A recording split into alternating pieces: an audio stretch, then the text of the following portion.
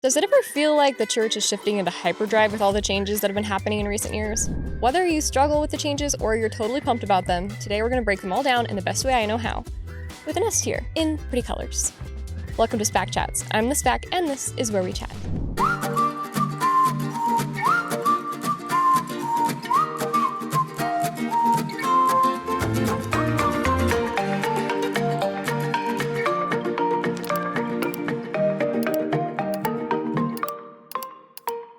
Okay guys, today we've got a new addition to my beverage repertoire, which is the superfood hot chocolate from Just Ingredients.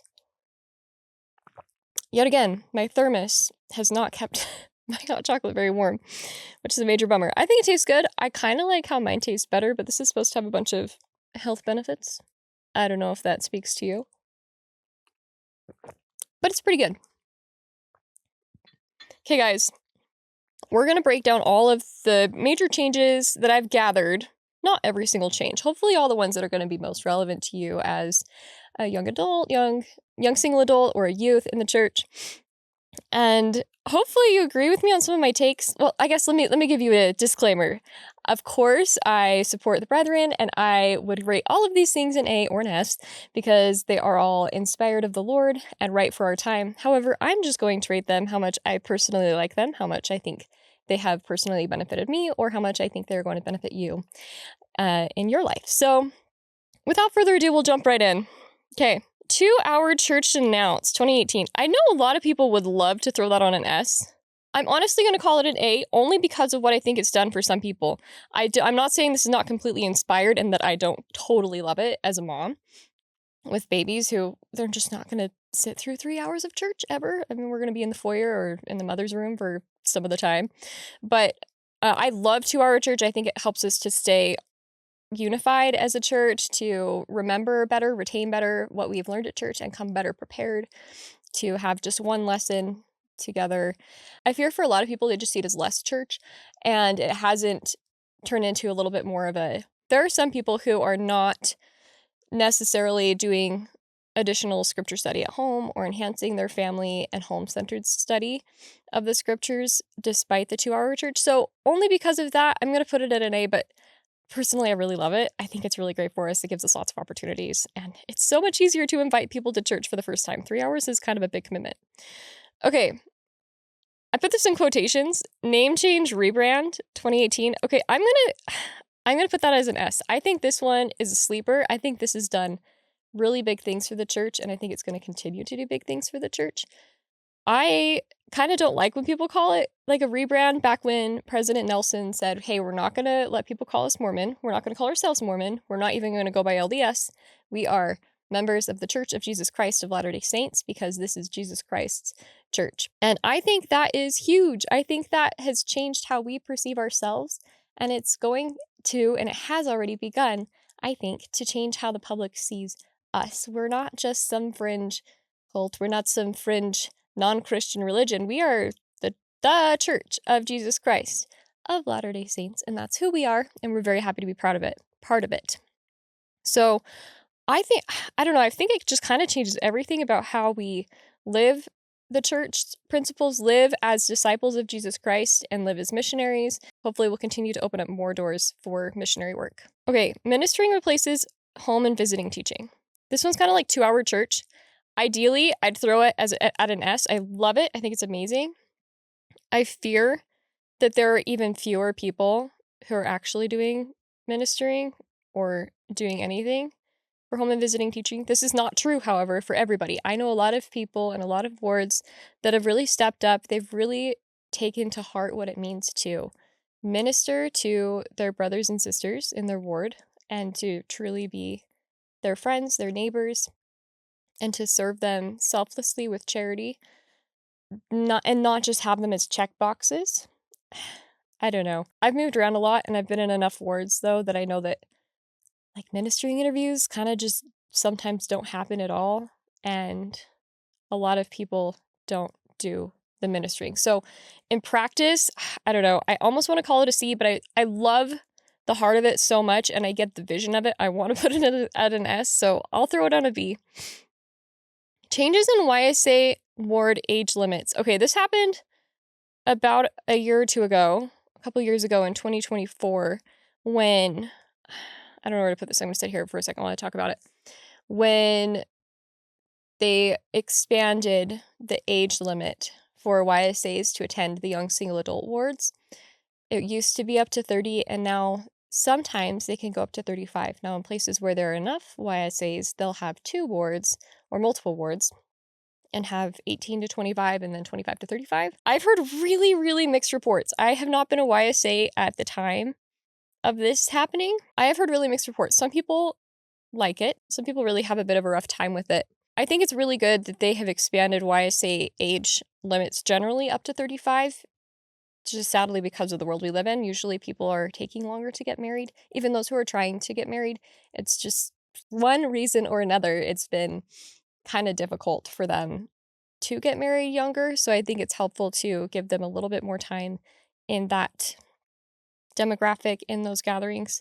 I don't know. I'm really going to need some input in the comments section on the video for this one on YouTube. Let me know what you think, only because maybe it's just because I'm a little bit on the older end of this. I'm going to put it as a C. I don't know. Maybe that's super wrong. Let me know what you think. If you love this change, I get the intent behind it. I think there's a lot of good opportunity. Just what I've heard, I haven't heard that people love it. Okay, let me know what you think. New garment styles. Okay. Intent S. I love it. The 2025 new garment styles, especially for women, but I don't know why the men are talking about it too. They lost a ton of sleeve space. I think they'll be so much cooler than they were before, but the guys don't seem to care as much as the girls. I love the intent behind it. When they announced it, they said that this was for especially people in tropical climates where it's so hot and it's hard to find clothing that will accommodate regular garments. I also really love the new slip style that can help, again, with those hot climates, with certain hygiene issues in certain areas, or for people who have sensitivities for whatever reason. And period garments, which I have not tried. Let me know if you have tried them, but I've heard really great things about them. I don't know. I don't love all of how it's kind of turned into a little bit of a commercialism thing for the Western world is kind of how I've seen it. A lot of the time, it just is a reason to go buy more clothes. I don't know. Maybe that's a little bit harsh. I do look forward to wearing my new garments and sweating less. So I'll throw that on an A, but that one's that's got a lot to it. Let me know what you think about that. Self-reliance classes. Okay, I love this. This was back in 2015. This one's one of the older ones on here. I love that the church came out with these. Again, intent is total S. I think I'll throw it on an A because I know that a lot of stakes just aren't doing them, which is a major bummer. I wish more did them, and some stakes do them, but only sometimes or kind of half-heartedly. But I think this is really huge because there are a lot of gaps in, at least what I've seen, in education and in succeeding well. We're a church that believes in being self-reliant. We think that's part of being able to serve other people, being free to serve God. I love the personal finance class. I loved that a few years ago, my husband and I got to facilitate the Find a Better Job class. That was awesome. And I learned a lot. I had already been doing resume work as my job, but I learned a lot, and I think it helped my husband get a good job, helped other people in my married stake get new jobs in preparation for their new careers. So I thought that was really, really great. A great way to set people up for success. I think that is going to help them free them up to be able to serve. I think we really sometimes neglect the importance of doing well financially as members of the church. Sometimes we're just money's evil, money's the root of all evil, so we don't talk about that. But if you're not, I think about it this way. If you're not financially free, if you're not financially successful, there's no way you could ever be called as a mission president. There's no way that you can commit tons of your time to service in the church, to service in your ward. And I think that's a really big deal, to make sure that you and your family are well taken care of and you can thrive financially.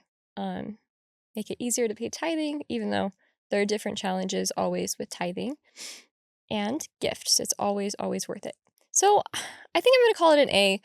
There are not a lot of downsides besides just people aren't necessarily doing it.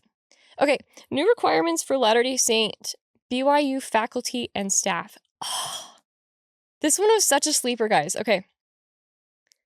Do I want to put it on an S? I think I want to put it on an S because it's it was kind of a boss move. Really, I thought it was really smart. So if you missed this back in 2022, BYU changed their policy to say that their faculty and staff who are members of the church must have a temple recommend. Now, this only is mandatory for new hires. Anyone who's already on was invited to comply with the policy on an opt-in personal volunteer basis. No one's checking in on them as far as I know.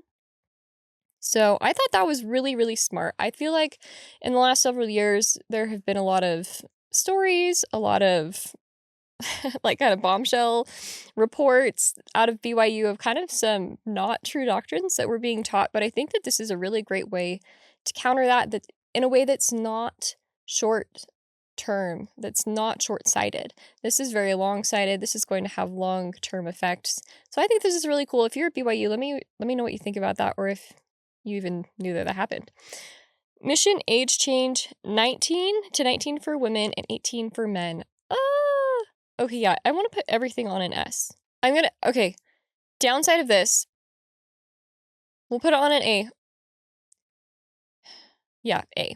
I think that was a really big deal. I love that this happened. I think, a sophomore in high school when the mission age changed from 21 for women to 19, and then from 19 to 18 for men. And I thought that was really cool. Probably my biggest downside would be that it kind of changed how people perceived sister missionaries, and not necessarily in a good way. I knew of a lot of guys who said that they wouldn't date or marry anyone who wasn't a returned missionary, and I don't think that was exactly the intent of what the brethren were thinking when they shortened or lowered that age requirement for women. They have continued to say that it is an optional opportunity for women and not the only good option for them. So I just know enough girls that was a little bit hard to work through. It really is an S, but I'm going to call it an A just because of how it kind of had some downsides. Temple announcements by region, not in general conference. This one was pretty recent. In early 2026, that President Oak said that we're not going to announce temples in general conference anymore, but it will be done by region. He said that's the most appropriate place to announce a temple. I'm going to call that one a B, not because I don't love it. I don't think it's amazing. It's just not like a huge deal. I'm like, that's great. It's good. Sounds good to me. I am pretty happy about the fact that we're not going to have some like rowdy cheering happening in general conference. We have been asked not to do that, and we haven't really obeyed. So I guess we kind of lost the opportunity to hear about new temples in general conference. But I think that's fine. I think it's totally appropriate. I think it's good. Just gonna call it B because it's not a huge deal. But I think it's exciting. Let me know if you have had, by the time this airs, have had a temple announcement where you live done regionally, and how you would feel about that. Come Follow Me curriculum introduced in 2018. Okay, this kind of goes hand in hand with 2-Hour Church, but I'm gonna put the Come Follow Me specifically up on the S. I think it's awesome. I love the curriculum. I think it's very well thought out. It's very accessible. It's useful for any family, any individual, any level of understanding of the scriptures. I think it's really, really an awesome study help, and I love to be in alignment with all the other people in the congregation, with the youth, with the primary, with the men and the women. Everyone's learning the same thing. I think it's really great. So I'm going to throw it on an S. I love Come Follow Me. Boy Scouts affiliation ended in 2019. I remember when this happened. I think I remember thinking that they couldn't keep up with them for much longer. I think it was totally the right move. I'm going to call it also a B. I think that there are just some downsides of not having the immense amount of structure for the young men, but I think there are also a lot of opportunities. I love the new Children and Youth program. In fact, I'll jump over to that one next to respond to that. Because at the end of the Boy Scouts affiliation, I think it was about exactly the same time the new Children and Youth program was announced, and that wasn't just for the men, that was for the young woman and for the children. And I love the new Children and Youth program. I'm going to throw it on S. I think it's great. I love giving the youth and the children opportunities to feel like they have agency, they have a voice, they can set goals for their own lives. I think, I don't know. I remember when I went through Young Women shortly before this, that I didn't necessarily feel very empowered. So I love this here. I love that they get to personalize their own goals. And of course, it has downsides. There are going to be some youth that are not doing a lot, but I think it's better to be committed to it if you're going to do it and set goals that really matter to you, that you feel inspired to follow through on, and to practice seeking revelation for yourself and for your own life. I think it was a really great opportunity. I love the trust that we gave to the children and youth. Total S. Women can be witnesses in temple ordinances. Okay, I thought this was so awesome. Obviously, it's an S. I think it's completely inspired. I think it's great. For me, I'm just going to throw it on a B because I'm like, okay, that's cool. It didn't change a lot for me personally. I feel like, no, I'm going to move it to an 8 because I know enough women who that really meant a lot to them to feel like they had more they could offer in the temple, to have, as part of around this time, President Nelson's clarification on the priesthood and that priesthood doesn't mean men. And there were some things traditionally we were doing that wasn't necessarily part of being a priesthood holder. We were just associating it with the men doing it. So I'm going to put on an A. I think it did really great things for young women to feel needed in the temple, to start to understand better priesthood power and what role she can contribute. I think, yeah, we'll give it an A. That was pretty good. But for me, it was like, okay, that's great. It didn't change a lot for me. I guess I didn't have issues with that kind of stuff. No more Saturday evening session of general conference. Okay, this was such a roller coaster. If you remember going to general conference from, I want to say like 2014 to 2024, we never really knew what was going to happen. It started out when they stopped doing the general women's meeting, which I didn't love. And then they stopped doing, the Relief Society meeting session a week before general conference weekend. And they switched it to the general women's meeting, and they invited girls, I think 8 and up, to come to the women's meeting. I've heard a lot of people complain that that was just kind of like a watering down. I don't remember a lot of women's meetings before that. I don't know if I really went to them, but it was just kind of a mess. I didn't love that it was a week before general conference. Everybody forgot about it. And the worst part was it was always the Saturday before Fast Sunday. So we never had treats. But you know what the men did when they had their priesthood session? Because that's what they called it. Their priesthood session, Saturday night in the middle of general conference, they always went out and had dinner. They had fancy big treats at the chapel. And we got nothing.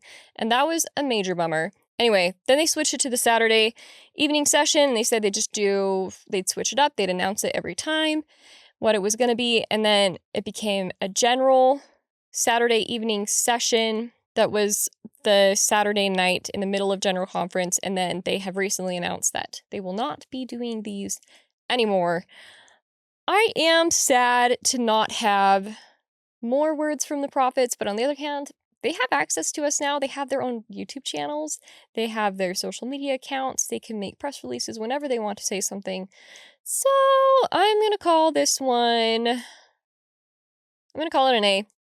As a mom, I am happy to have not another 2-hour thing happening at the end of general conference Saturday during kids' nap, like bedtime. So I'm going to call it an 8. That's a pretty good win. Online seminary.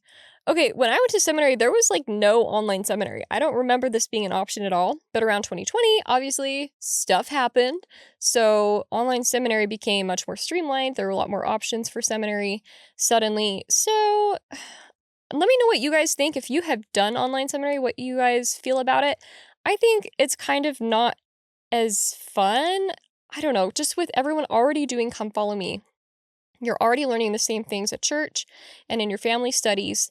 I don't want to say there's not a lot of benefit of online seminary, but I think a lot of the benefit of seminary is being able to go and communicate with your peers and have an in-person experience with the scriptures together. So online seminary, I'm going to call it a B only because it doesn't affect me as much and because I think it does have downsides, but I also totally get the benefit, the opportunity. I know there are people who, for one reason or another, can't go to seminary, or it's really, really difficult to make it to go to seminary. So I'll call that a B.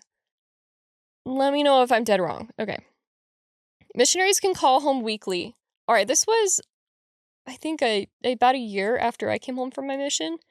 When I was on my mission, I could only call them twice a year, on Mother's Day and on Christmas. The good old days. Now they don't even have to sacrifice. Kidding! That's not true. Missionaries can call home weekly. I don't know how I feel about it, because I know a lot of people really benefit. They do so much better keeping up more communication with their families. I don't know. I'm going to call it a C because it's not as big of a deal for me. I miss having, honestly, I miss having some great missionary emails. I feel like missionaries don't write as many great emails anymore. I wish they had more of that record to save. I think that that's a downside. I know a lot of missionaries really benefit from being able to talk to their families, but also when I don't know, I didn't really know what to tell my family. Maybe if I could call them more often, I would know what to tell them, but in those really short calls, I just preferred to not, and it just made me miss home more.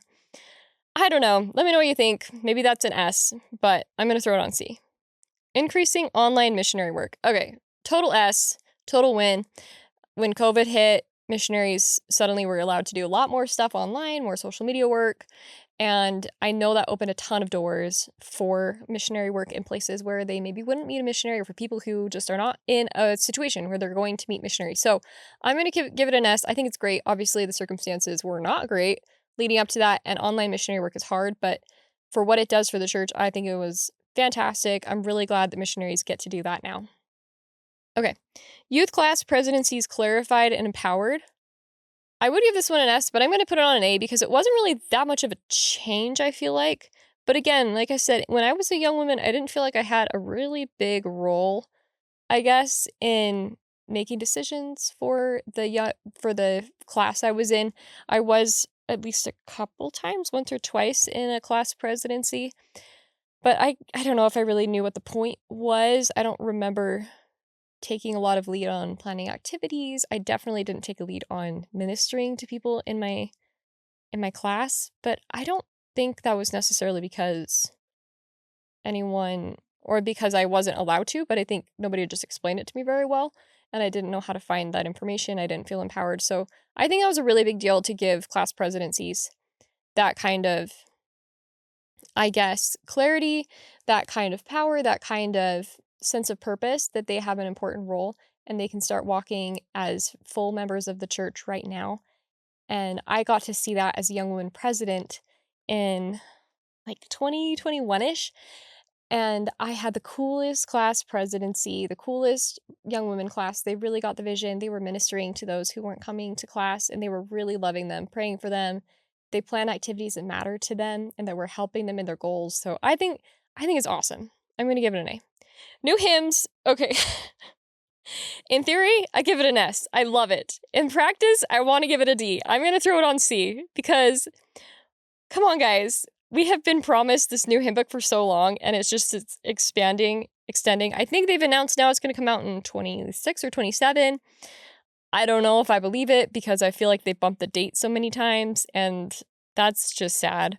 But I love the new hymns. I love the idea of it. As a primary or ward and primary pianist in my ward, it's kind of difficult right now in this interim to be practicing and learning these hymns, but the people don't really know the hymns, and it's not consolidated, and I have to just constantly be printing music. It's pretty clunky right now, guys. So in the end, I'm going to put it on an S or an A, but for now, I'm sitting it on a C because I'm a little bit annoyed right now, if you can't tell. Sister missionaries can wear pants. I think in my mission, they announced the sister missionaries could start wearing pants before 2022, but this was, in 2022, it became church-wide, I believe. I remember being a little bit bugged that was announced right after I left because I was supposed to be able to ride a bike in a skirt in windy Texas. Like, what? But I think it's great. I think it's good. I'm gonna throw it on a B. It's not that huge of a deal. I think that, personally, I think dresses usually look better on girls, but practically, yeah, they are not as practical as pants. Historic temple reconstruction and renovation. So in Salt Lake, and there are a number of other temples, I think they're all in Utah, that were built in the 1800s, maybe early 1900s, that are all being renovated, reconstructed. Most notably, we know about the Salt Lake Temple that's had, like, the major complete reconstruction to make it seismically sound, and it can withstand, like, any earthquake, apparently. So, I think it's amazing, it's inspirational. For right now, I'm just gonna call it, like, a C because I'm really bummed that we can't go to these temples right now while they're shut down, but I am very excited. Once they're open, I'm gonna throw it on an A or an S. I think it's awesome. I'm glad that we are forward thinking, we're going to preserve them, build them up so they don't fall down. Purchase of the Kirtland Temple and other church sites. Very exciting. I think it's great. I live not that far from there. I should go visit. I haven't. I don't know. Maybe not really close. A lot closer than Utah. I'll call it I'll call it a C just because it doesn't impact me like all that much. Let me know if you guys disagree. It's inspirational, it's exciting. I really should go visit, but like it's great. I don't know. It's fine. Girls' mission age changed to 18. This is our last one today. This happened the end of 2025, kind of like just nonchalantly. They're like, hey, by the way, girls can go at 18 now. I love it. I think it's great. Hashtag equality.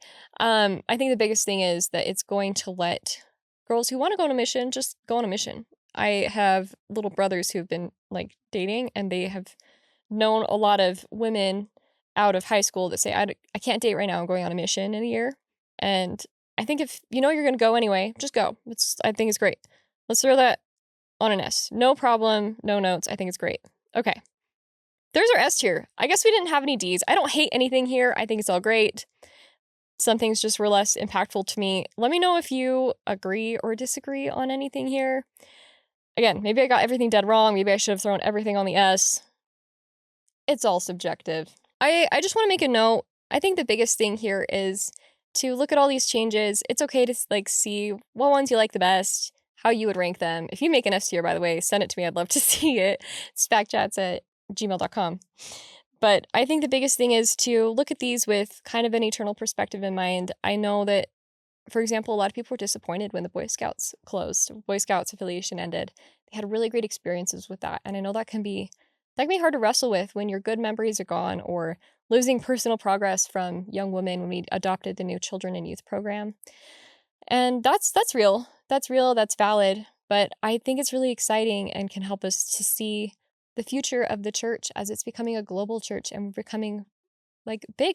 We are inviting the whole world to join the Church of Jesus Christ of Latter-day Saints, and Jesus Christ really is returning to the earth. And it's exciting to see how all of this stuff is preparing us for that day, and is setting us up for the beautiful moment when every tongue shall confess, every knee shall bow that Jesus is the Christ, and they will want to join his church. So I love being part of the church. I think it's really exciting to see all of this change here. But again, I know that sometimes the changes can be difficult, and that's valid. I see you, I hear you.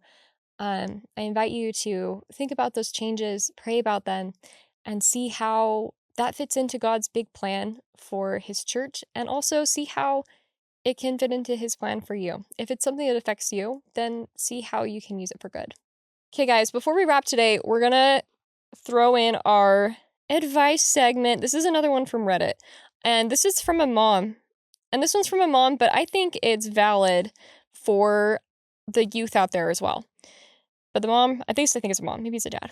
With all the changes the church has made in teaching, what is the point of seminary, especially early morning seminary? Dragging kids out of bed at the butt crack of dawn to study scriptures every day, as I'm pondering the start of school and the prospect of getting my rising freshman who has sleep issues is not appealing. In fact, it's not going to happen. I'm sure the bishop will say something.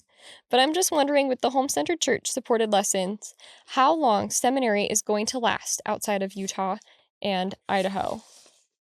I think that's a really good question. I think that this is a question to turn introspectively. It's not particularly helpful, I think, to say, how long is this going to last? How can I get ahead of it? I think it's not going to be a thing in 5 years, so it's not worth doing anything with right now. I think a better question would be, what does God want me to do with this right now? What is his plan for me and my child, if you're a mom, me and my scripture study, if you are the youth in this situation? What's his plan for me? How can I make this work? Should I make this work? And what are my options? And what is the way that's going to bring me closer to God? we have been invited to participate in seminary and institute where it's available. And now, like I said, now we have online institute. I think that's a great opportunity. And I would say there's more than maybe just one option. It's not necessarily all or nothing. If that really early morning thing is rough and you've got like a serious sleep disorder or something, yeah, maybe that's a case when you look at online seminary or I don't know, or packet seminary. I feel like that was a thing. I don't know if that's still a thing. Or look into getting some sort of alternate program down. But there must be a reason for it. And if God has asked us to do it, our prophets have asked us to do it, there must be a reason for it. There must be a benefit for you. And I have lived enough life in following and not following commandments to know that even when I don't understand why it is, there's going to be benefit. The Lord will reward and bless you for your obedience, for your efforts, whatever that looks like. Just do your best and maybe be ready to think outside the box. It doesn't always have to be exactly what you think it does, but He's got a plan for you. But I mean, as always, I don't know for sure. Go pray about it. It's your life and the Lord's going to answer your prayer.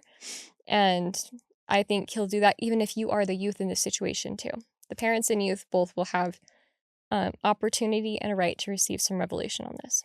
My friends, I wanted to share a couple words here from President Nelson. He says, "We are witnesses to a process of restoration. If you think the church has been fully restored, you are just seeing the beginning. There is much more to come. Wait till next year and then the next year. Eat your vitamin pills, get some rest, and it's going to be exciting." And again, he says, "The best is yet to come, my brothers and sisters, because the Savior is coming again. The best is yet to come because the Lord is hastening His work. The best is yet to come as we fully turn our hearts and our lives to Jesus Christ." I'm so excited about all of these changes. I look forward to see what happens this year and the next year as we move further into President Oakes' presidency.